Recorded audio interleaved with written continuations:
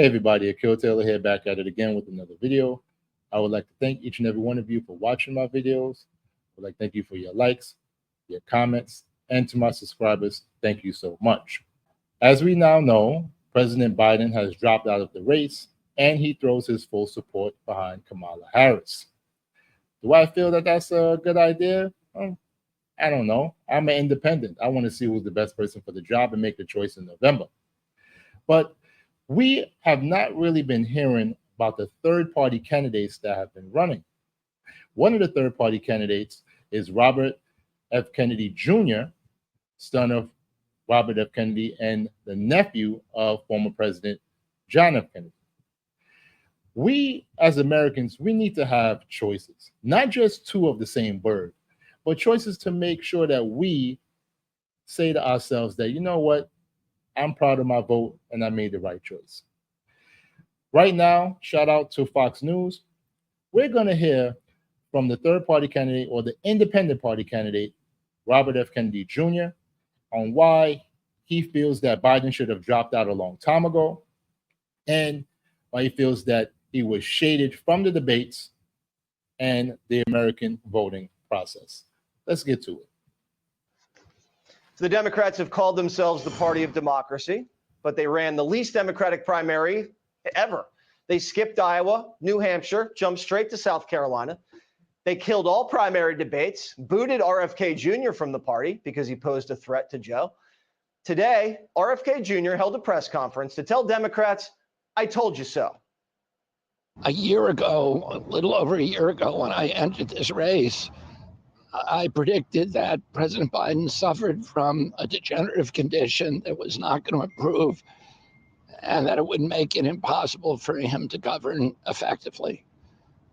The reaction of the DNC to that obvious condition was to hide it from the American public and to use their power over the Democratic Party nomination process to make sure that nobody could compete with President Biden in a way that would expose his deficiencies. And as a result, we are where we are today, which is in a period of crisis. That is so true. That is so true. If it was allowed for them to have proper debates, and I personally feel that that's how it should be.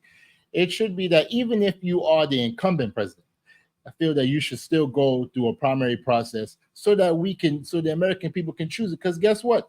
Just because you've been president for 4 years doesn't mean that the American people want to have you for another 4 years. Give us that opportunity of choice.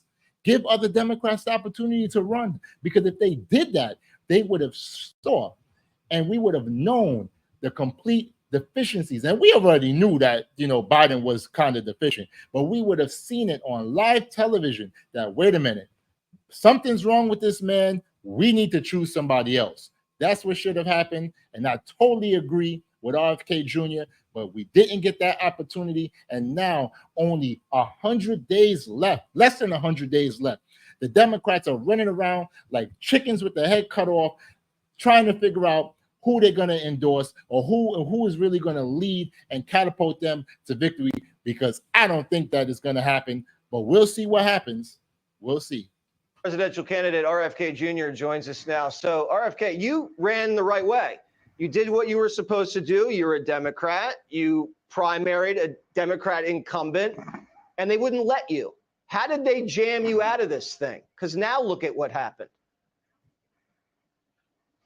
Yeah, I think it was a strategic mistake by the Democrats, Jesse, and you and I have talked about this before, but they got rid of, they changed the primary rules while we were running the primary.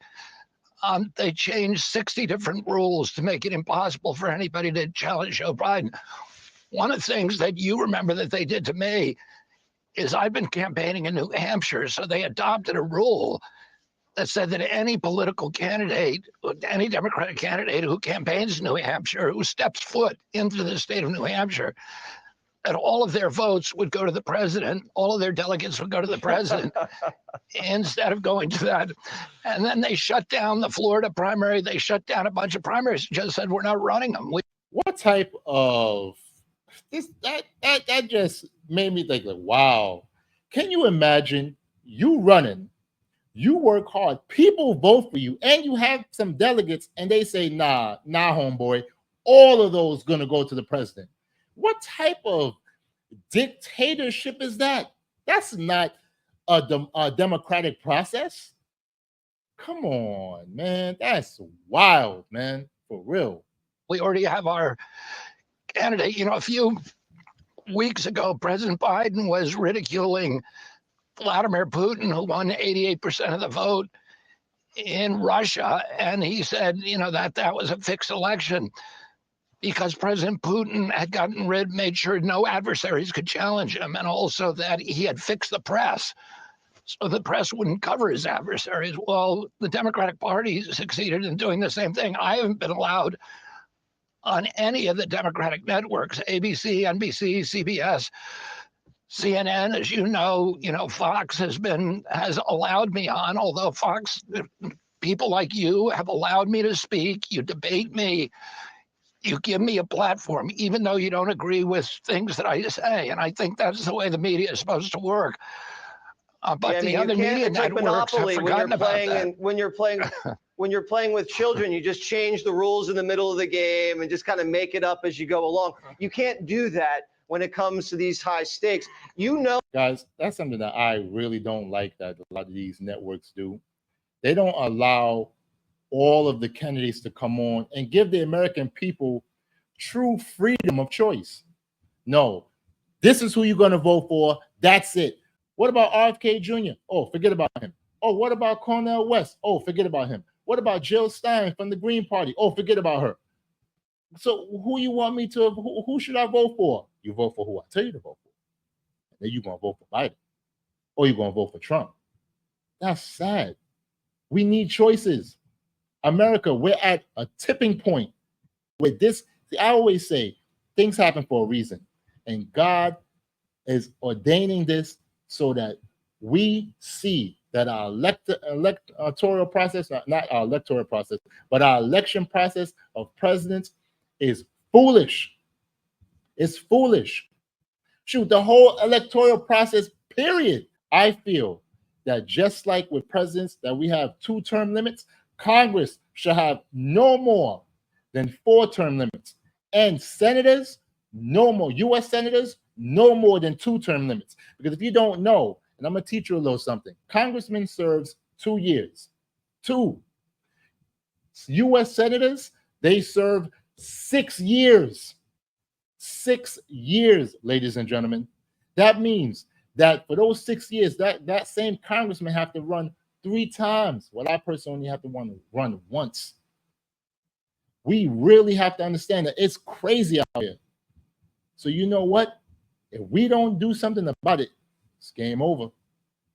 Know how things operate at conventions. There's been a long history of chicanery at these things. You've now have uncommitted delegates. Are we going to see bribery? Are we going to see quid pro quo? Are we going to see ambassadorships promised, donors greased? This is a sprint to grease as many delegates by mid-August as possible. Yeah, I think, some of that is bound to happen. I think most of those delegates are kind of mom and pop people. They're committed to Biden. They committed originally to Biden. His releasing them, I think a lot of them are probably idealistic people who want to see the Democratic nominee, or terrified of Donald Trump, who want to see the Democratic nominee succeed. But I don't. The indicators now, Jesse, is that the party elites are not really going to let go of the process, and we'll see what happens. The last time, there's a lot of similarities between this election and what happened with my dad's election in 1968. There was a war going on at that time that was very controversial and was very damaging to our country. There were protesters in the street. The convention was in Chicago. And my father, who was leading, got knocked out by an assassin's bullet, not by a resignation. You, in effect, had an open convention, but the DNC at that time tried to maintain control over it. They put their candidate in, which Hubert Humphrey. There was the convention became riotous, and the riots shocked the American public, and they didn't want anything to do with the Democratic Party after that. And I think a lot of people in the Democratic Party probably should look back to what happened in 1968 and take some caution from allowing the party elites to continue to exercise control over their choices. I hope that history doesn't repeat itself. You know, rest in peace, RFK, rest in peace, JFK. I think that the country would have been totally different if Robert F. Kennedy was elected, but he was taken out by that assassin, Sirhan. And it's crazy that we have his son is running. And to reminisce that is just, it almost brings tears to my eyes. But the Democrats, they, in my opinion right now, they don't get it together, they're in trouble. It's going to be a hard situation for them, you know, but we'll see. You know, as an independent, I want to see as many candidates. Shout out to RFK Jr. And I wish that we'll be able to have him on in future debates. That would be amazing, because then we'll be able to really see and hear what people have to say, you know, and give us the right choice. That's what I want. I just want to be able to make the right choice. That's all, you know. So guys, thank you for watching this video. I really appreciate it. Really appreciate if you can give me a like, and if you can comment, tell me, what do you think about this situation right here? Do you feel that the Democrats are gonna find that person to lead them to victory? Do you feel that Trump got it in the bag? Do you feel that you're not going to vote for either of those two candidates, and you're going to check out a third-party candidate like RFK Jr. or Cornel West or Jill Stein? Let me know in the comment section, guys. You guys be safe. Take care. Peace.